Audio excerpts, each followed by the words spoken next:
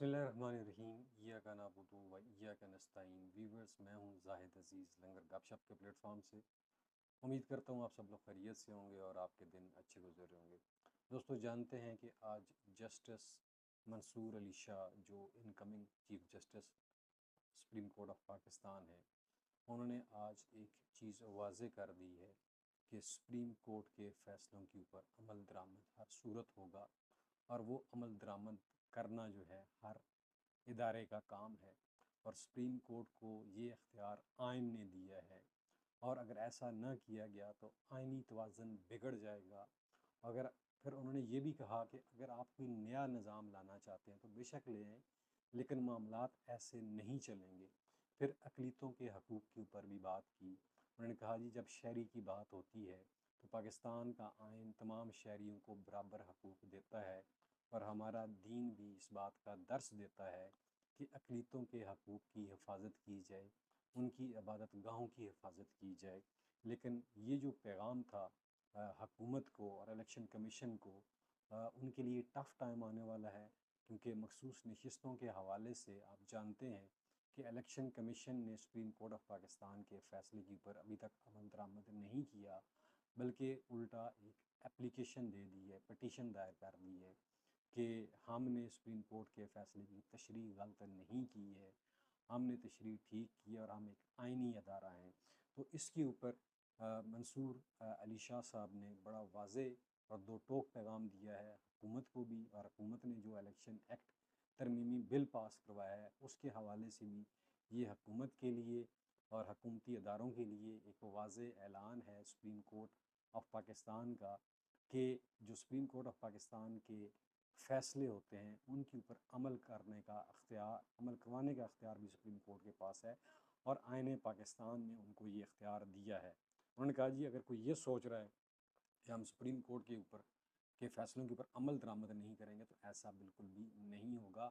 हमें ये इख्तियार आईन पाकिस्तान ने दिया है, और तमाम लोग आइन के ऊपर अमल दरामद करने के पाबंद हैं।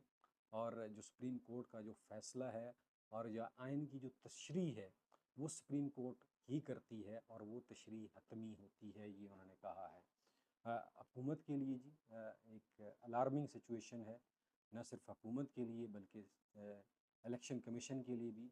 मेरे ख़्याल में इलेक्शन कमीशन के जो अंदर बलकस हैं, वो जब फुल फ़ैसला आएगा, मुकम्मल डिटेल जजमेंट आएगी, तो वो सारे बलकस निकल जाएंगे। और जिनके विसाखियों के ऊपर इलेक्शन कमीशन ये सारी चीज़ें कर रहा है, मेरे ख़्याल में आखिर में यही होगा कि इलेक्शन कमीशन तनहा रह जाएगा, उसके तमाम सपोर्टर्स जो हैं वो उसका साथ छोड़ जाएंगे, और फिर तौहीन अदालत की कार्रवाई भी हो सकती है। ये कार्रवाई जो है ये ख़ारिज अमकान बिल्कुल भी नहीं है।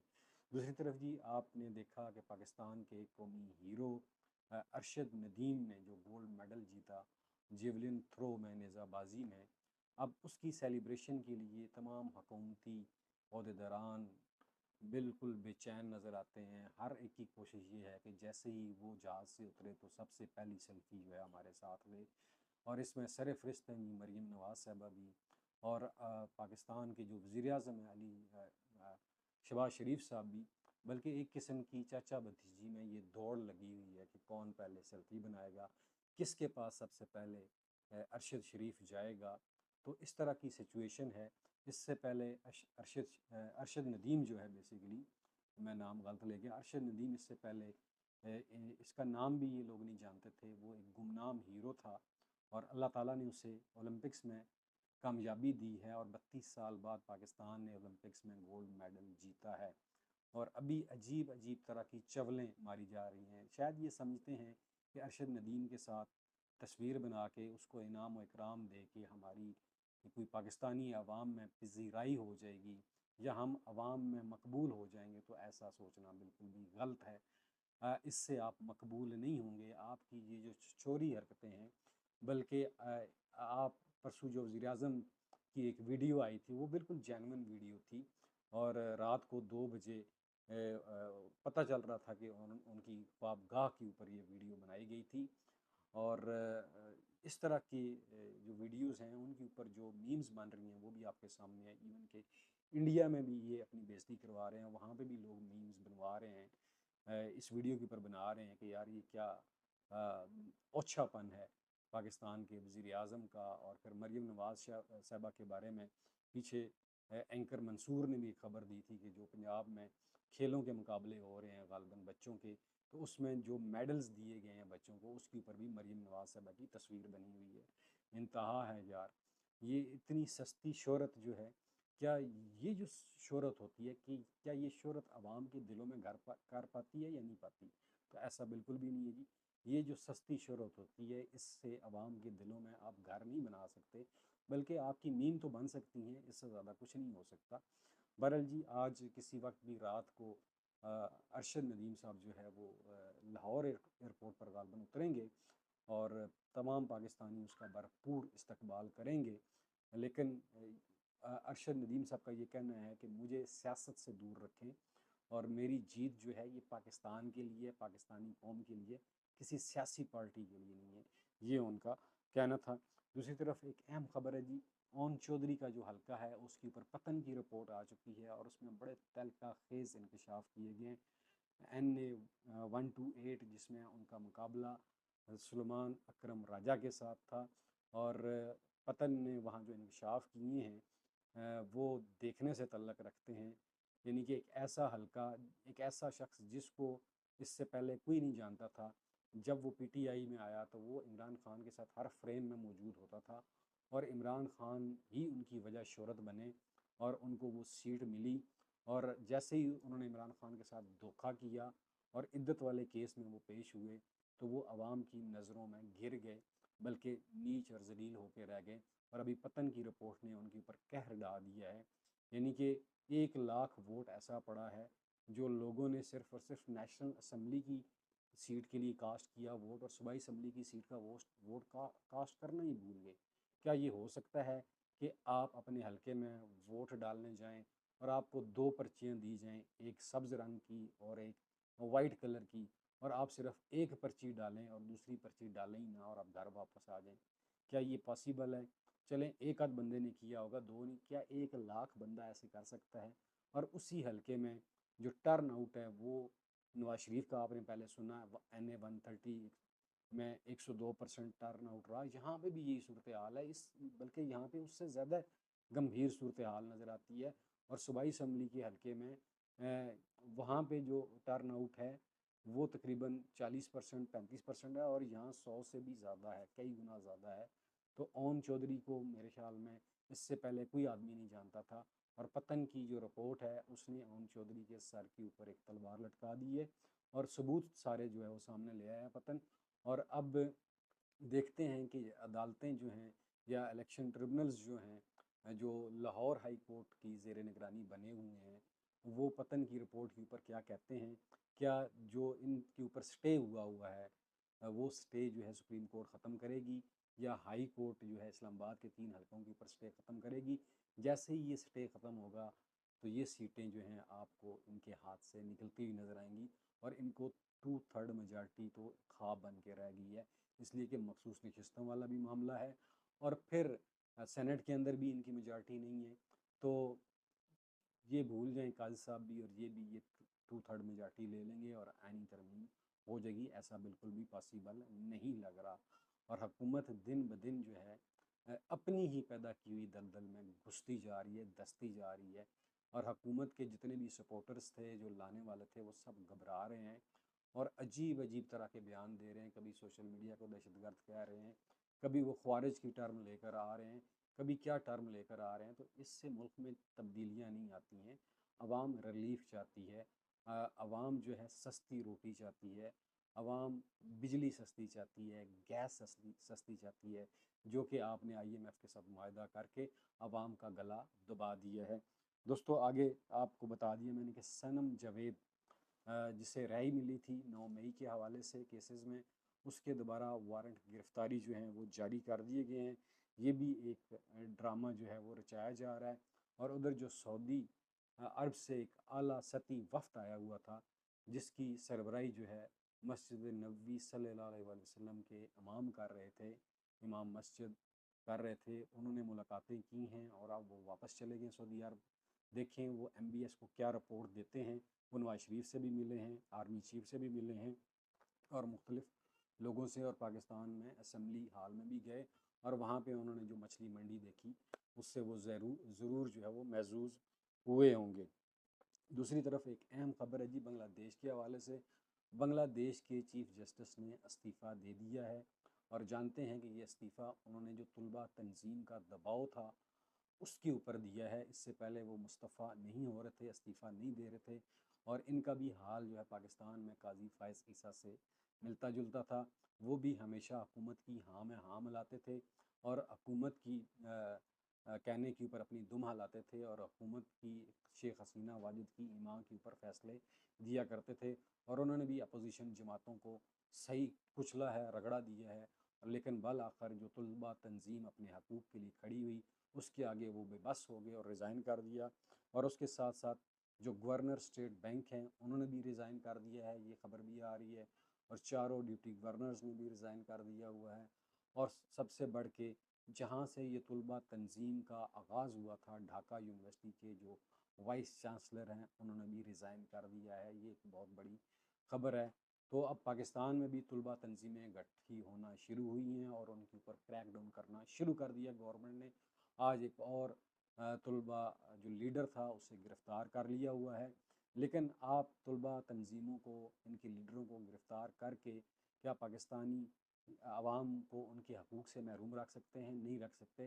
पड़ोसी मुल्क बांग्लादेश उसकी मिसाल आपके सामने है। तो उधर आर्मी का भी तुलबा के ऊपर बड़ा सख्त रिएक्शन आया है।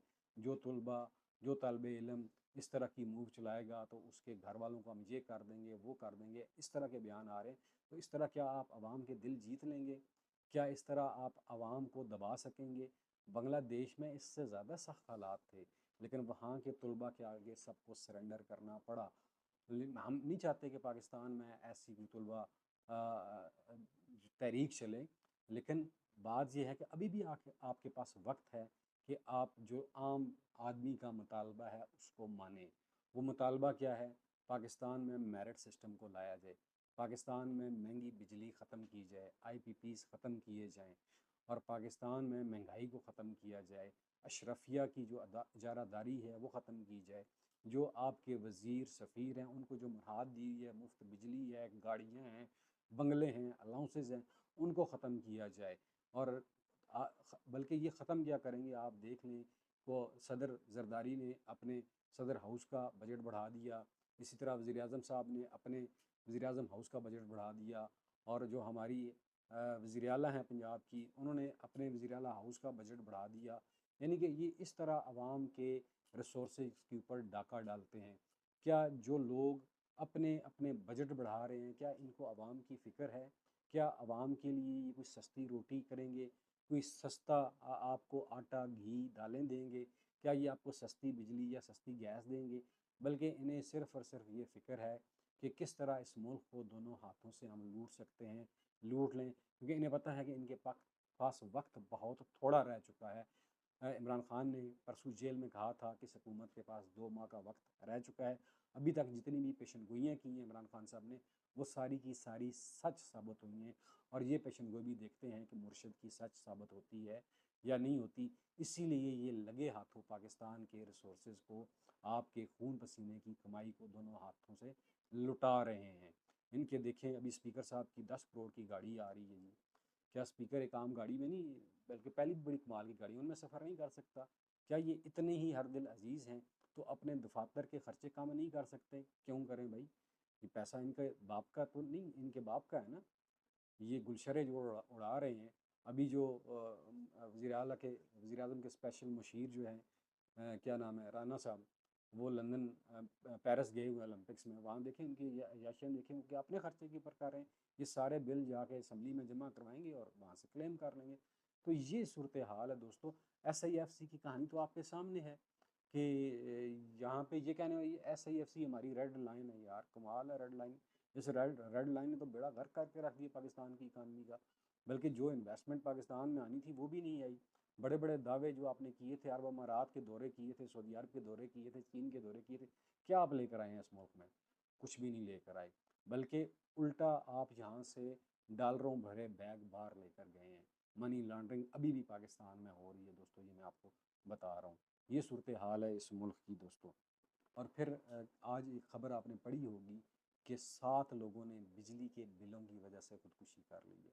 और इन्हें पड़ी हुई है कि हर बंदा जो है इस दौड़ में लगा हुआ है कि किस तरह हमारी जो है अरशद नदीम के साथ सेल्फ़ी बन जाए, किस तरह जो है ना वो सेल्फ़ी वायरल हो जाए।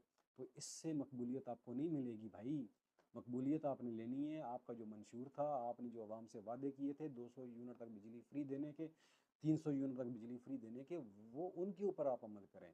ये जो नूरा कुश्ती है आप खेल रहे हैं ना, पीपल पार्टी और नून लीग वाले, ये नूरा कुश्ती 5 साल का बच्चा भी समझता है कि ये आप पाकिस्तानी अवाम के साथ आपने ड्रामा किया था। और आप देखिएगा कि अभी पीपल पार्टी दोबारा ये स्टांस लेगी कि देखें जी हमने तो कोई वजारत नहीं ली थी, हमने तो उस वक्त ये भी किया था, ये भी किया था, नून लीग के ऊपर सारा मलबा डालेंगे कि ये सारा किया धरा इनका है, इनको हमने फ्री हैंड दिया था, ये डिलीवर नहीं कर सके। वेयर एज पीपल पार्टी जो है बराबर की शरीक है इनके जुर्म में, क्योंकि बजट अप्रूव करवाना था तो कहाँ गए? पीपल पार्टी के साथ। पीपल पार्टी ने सपोर्ट किया तो बजट अप्रूव हुआ ना। एमआईएफ की डील में क्या हुआ? पीपल पार्टी ने सपोर्ट किया तो सारा कुछ हुआ। और जो आपके बिलावल साहब हैं वो तो पाकिस्तान में कभी कभार आते हैं, वो तो अदरवाइज़ अपने मुल्कों में रहते हैं। अभी भी 2 महीने बाद वो आए हैं अमेरिका, 2 महीने गुजार के आए हैं, अभी आए हैं, उन्होंने शक्ल दिखाई है असम्बली में, और आते सारी असम्बली में बोंगी मार दी। और पहले भी यानी कि उस अदलिया के ऊपर चढ़ाई कर दी जिस अदलिया ने इन्हें, इनके जो नाना का कत्ल हुआ था, वो इंसाफ दिया था उस अदलिया ने। उस वक्त इन्होंने अदलिया की बड़ी तारीफ़ें की। आते सार जो है वो सारा कुछ भूल गए कि अदलिया ने कितने साल बाद जो है अदल और इंसाफ के ऊपर फैसला किया मेरे नाना के कत्ल के ऊपर। और आज वो अदलिया को ही जनाब कह रहे हैं जी कि आप गलत कर रहे हैं। और इस तरह की चीज़ें दोस्तों पाकिस्तान में चल रही हैं। बहरहाल ख़बरें तो और भी बेशुमार हैं। इंशाल्लाह टच रहिएगा, अगले व्लॉग में आपको नई स्टोरियाँ सुनाएंगे। आखिर में अपना और अपने प्यारों का ख्याल रखिएगा। मुझे दीजिए इजाज़त। पाकिस्तान पाइंदाबाद।